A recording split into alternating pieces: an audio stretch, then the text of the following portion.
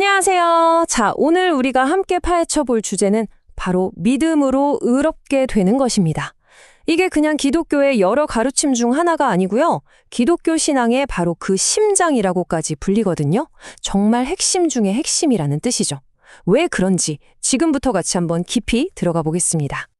자, 시작부터 아주 근본적이면서 어쩌면 조금은 도발적인 질문을 하나 던져볼게요. 만약에, 정말 만약에요, 오늘이 마지막 날이라서 하나님의 그 심판대 앞에 딱 서게 된다면 과연 나는 의롭다, 이런 판결을 받을 수 있을까요? 한번 생각해 보세요. 이 질문에 대한 답을 찾아가는 게 바로 오늘 여정의 핵심입니다.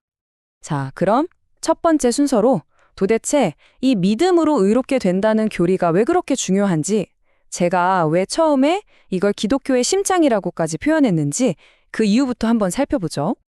종교개혁을 이끌었던 마르틴 루터, 다들 아시죠? 이 사람이 정말 단호하게 이렇게 말했어요. 칭의의 교리를 잃어버리면 기독교 교리 전체를 잃어버리는 것이다. 와, 이 한 문장만 봐도 감이 오시죠? 이건 그냥 여러 교리 중 하나가 아니라 신앙 전체를 떠받치는 말 그대로 핵심 기둥이라는 거예요. 이게 무너지면 그냥 모든 게 다 무너진다는 뜻입니다. 자, 그럼 이 칭의라는 단어, 정확히 무슨 뜻일까요? 이게 사실은 법정에서 쓰는 용어예요. 재판장이 피고한테 땅, 땅, 땅 하면서 무죄라고 선언하는 장면, 상상되시죠? 칭의가 바로 그거예요. 하나님의 법정에서 재판장이신 하나님께서 우리를 향해 법적으로 너는 죄가 없다, 무죄다 이렇게 선언해 주시는 걸 말합니다. 이 개념을 더 확실하게 이해하려면 반대말을 생각해 보면 쉬워요. 의롭다는 선언의 정반대는 뭘까요? 바로 유죄, 즉 정죄입니다. 중간은 없어요.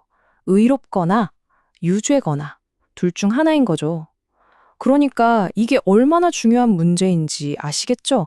우리의 영원한 운명이 걸린 문제라니까요. 자, 그런데 여기서 질문이 하나 생기죠. 아니, 애초에 왜 우리한테 이런 무죄 선언이 필요한 걸까요?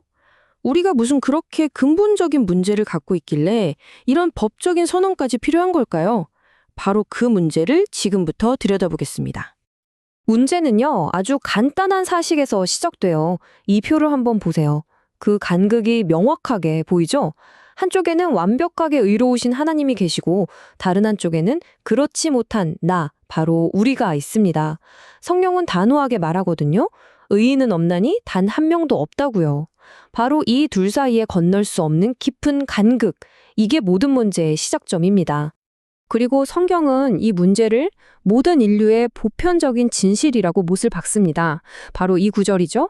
모든 사람이 죄를 범하였음에 하나님의 영광에 이르지 못하더니, 우리 모두가 저 높은 기준에 도달하려고 아무리 애를 써도 결국에는 미치지 못한다는 뜻이에요. 예외는 단 한 명도 없습니다. 이게 바로 우리가 마주한 딜레마인 거죠. 자, 이렇게 딱 봐도 해결 불가능해 보이는 문제 앞에서 우리는 대체 어떻게 해야 할까요? 이제부터가 진짜 핵심입니다. 기독교 복음의 심장부로 들어가 볼 텐데요. 바로 이 문제에 대한 놀라운 해답, 위대한 선언에 대해서 이야기해 보겠습니다. 핵심은 바로 이겁니다. 사람이 의롭게 되는 건 율법을 지키는 행위를 통해서가 아니라는 거예요. 그 길은 막혀 있어요. 대신 오직 예수 그리스도를 믿는 그 믿음을 통해서만 가능하다는 겁니다. 이게 바로 사도 바울이 정말 목숨을 걸고 전했던 복음의 가장 중요한 메시지입니다.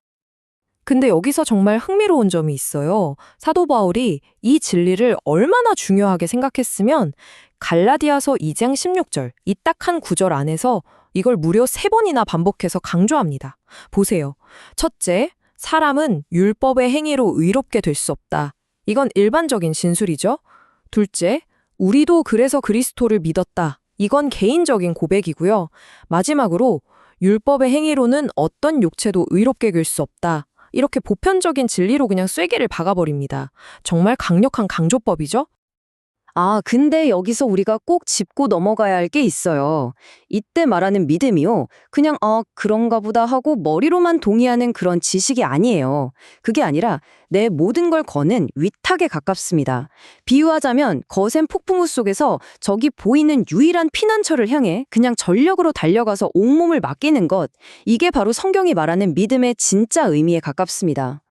자, 그런데요. 딱 이 지점에서 많은 사람들이 아주 날카로운 질문을 던집니다. 이 교리에 대한 가장 큰 오해이면서 또 가장 흔한 반론이기도 하죠. 이 문제를 한번 정면으로 다뤄보겠습니다. 바로 이 질문이에요. 아니, 잠깐만요. 행위가 아니라 오직 믿음으로만 구원받는다고요? 그럼 이제부터 아무렇게나 막 살아도 괜찮다는 말인가요? 이거 오히려 돼지으라고 부추기는 거 아니에요? 정말 날카로운 질문이죠? 그리고 사실 아주 오래전부터 계속 제기되어 온 정말 중요한 질문입니다. 이 질문에 대한 사도 바울의 대답은요, 아주 단호하고 명확합니다. 결코 그럴 수 없느니라. 정말 1초의 망설임도 없이 이 위험한 오해의 싹을 그냥 확 잘라버립니다. 20세기의 위대한 설교가였던 마틴 로이드 존스는 한 걸음 더 나아가서 오히려 이렇게까지 말했어요. 만약에 당신이 전하는 복음이 그럼 이제 막 살아도 되나? 하는 이런 오해를 불러일으키지 않는다면 그건 어쩌면 진짜 복음이 아닐 수도 있다고요. 와, 역설적이죠? 그만큼 하나님의 은혜가 우리의 상식이나 계산을 뛰어넘는 정말 파격적인 거라는 뜻입니다. 그렇다면 죄를 조장하기는커녕 오히려 정반대로 믿음으로 의롭게 된 사람의 삶에는 어떤 놀라운 변화가 시작될까요? 이제 이 교리가 가져오는 새로운 삶의 시작, 그 결과물들을 한번 살펴보겠습니다. 바울은 자기가 경험한 변화를 이렇게 4단계로 정리해요. 첫째, 나는 이제 구원을 얻기 위한 수단으로서의 율법에 대해서는 죽었다. 둘째, 나는 그리스도와 함께 십자가에 못 박혔다. 셋째, 그래서 이제 내 안에 사는 건 내가 아니라 그리스도다. 그리고 마지막으로, 그래서 지금 내가 사는 이 삶은 하나님의 아들을 믿는 믿음 안에서 사는 거다. 이게 바로 칭의가 가져오는 삶의 혁명인 거죠. 특히 이 구절, 이제는 내가 사는 것이 아니오 오직 내 안에 그리스도께서 사시는 것이라. 이 고백은 아마 기독교 역사상 가장 위대한 선언 중 하나일 거예요. 이건 단순히 바울 한 사람의 고백이 아니라 믿음으로 의롭게 된 모든 사람의 고백이 되는 거죠.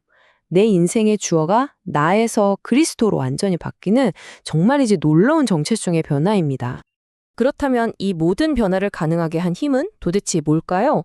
바울은 그 이유를 아주 분명하게 고백합니다.